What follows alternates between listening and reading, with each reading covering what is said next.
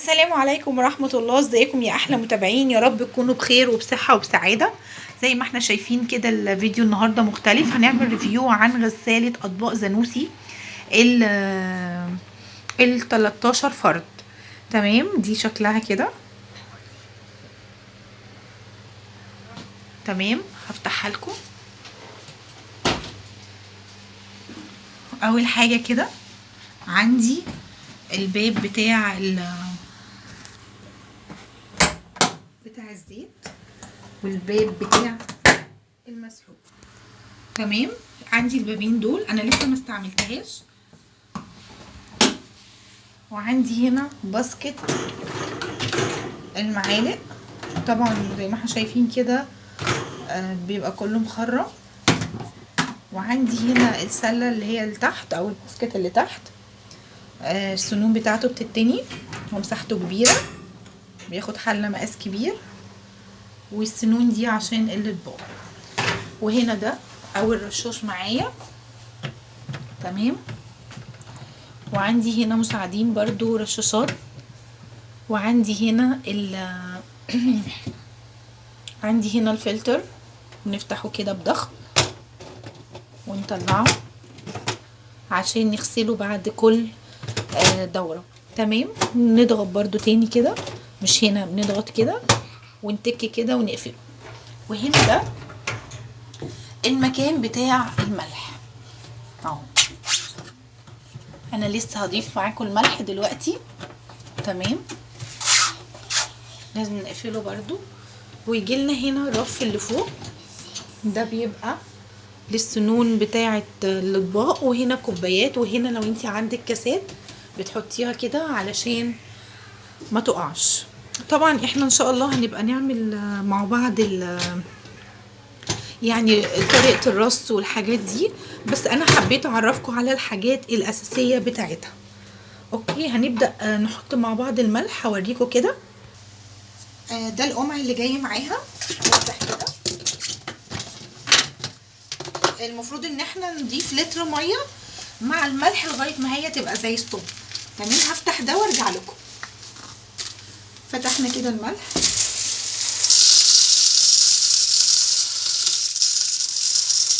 هي بتاخد اول مره علبه كامله. تمام، وهنبتدي نضيف ميه.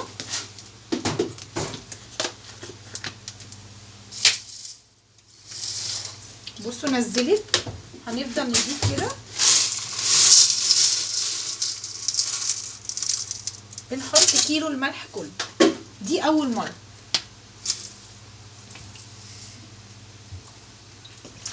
ينزل دلوقتي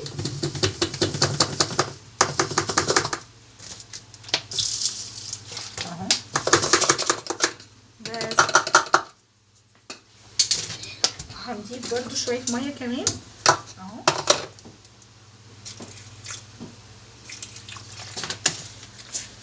هقرب لكم كده، بصوا اهي. تمام كده، تمام جدا زي ما وريتكم كده. هقفل بقى. لازم نلاقي التكه كده. بصوا تكت معايا خلاص. تمام، هنبتدي بقى نضيف كمان الزيت بتاعها. ده المكان كده بتاع الزيت. هو مظبوط على رقم 2، انا هخليه على 3. تمام، وهفتح برضو الزيت. انا فتحت الزيت كده. هنبتدي نضيفه لغايه ما برضو ايه نملى المكان. هي جايه معاها اقراص، هوريها لكم دلوقتي. اقراص فري.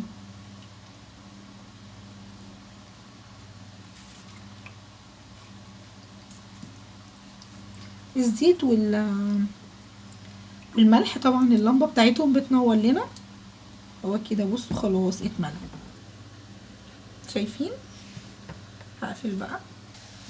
دي الاقراص اللي جايه معاها. دي اقراص فري.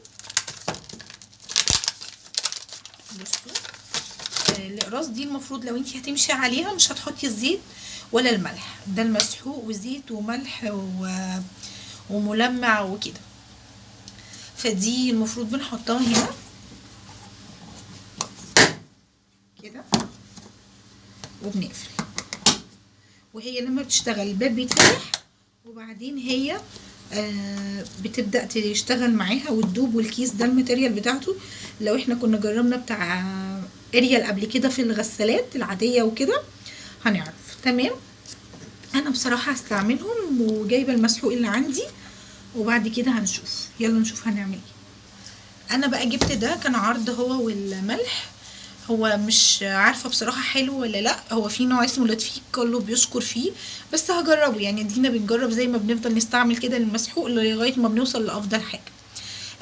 بنحط برضو معلقه لو المواعين قليله بتبقى على 20، لو كتيره بتبقى على 30.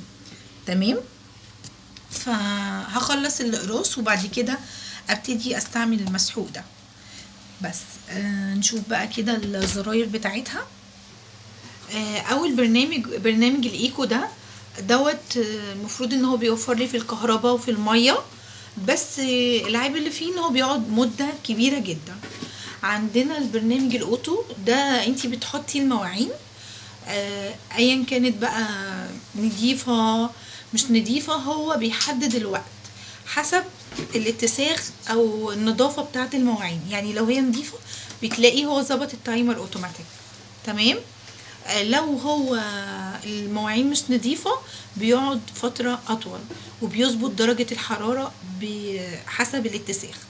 وبعد كده ده الحلل، لو عندك حلل وحاجات متسخة قوي اللي هو البرنامج اللي بعديه اللي مرسوم عليه الحلة. وده البرنامج النص ساعة، وبعد كده ده النص ساعة اهو. وبعد كده ده الشطف، ده سوري الشطف. وده لو انا مثلا مشغله غساله عاديه مثلا بتاعه الهدوم وعايزه افصل، يعني مثلا هتفصل بعد ساعه وعايزه اشغل دي بعد اظبطها وتشتغل بعديها بساعتين، فده بيظبط لي الوقت. انا طبعا كل ده هوريه لكم عملي، بس انا بشرحها لكم بما اني بعرفكم بس الريفيو بتاعها عشان اللي عايز يجيبها ويبقى فاهم الدنيا معايا. ده ريستارت، ان انا لو ظبطت بروجرام وعايزه ارجع فيه بضغط على الاتنين دول مع بعض بيرجع لي السيتنج كله او الضبط كله اكني ما ظبطتش بروجرام معين. والاتنين دول هنا اهو عندي. ده فوق ده الكبسولات لو انا هستعمل الكبسولات اللي هي بتاعت فيري او ليتفيك او كده. وهنا الملح وبعد كده الزيت. لو الملح نقص ده هتنور، لو الزيت نقص دي هتنور، غير كده بيفضلوا معايا مطفيين. تمام. وده كان شرح بسيط كده للغسالة، ويا رب تعجبكم وان شاء الله تجربوها وتشوفوها.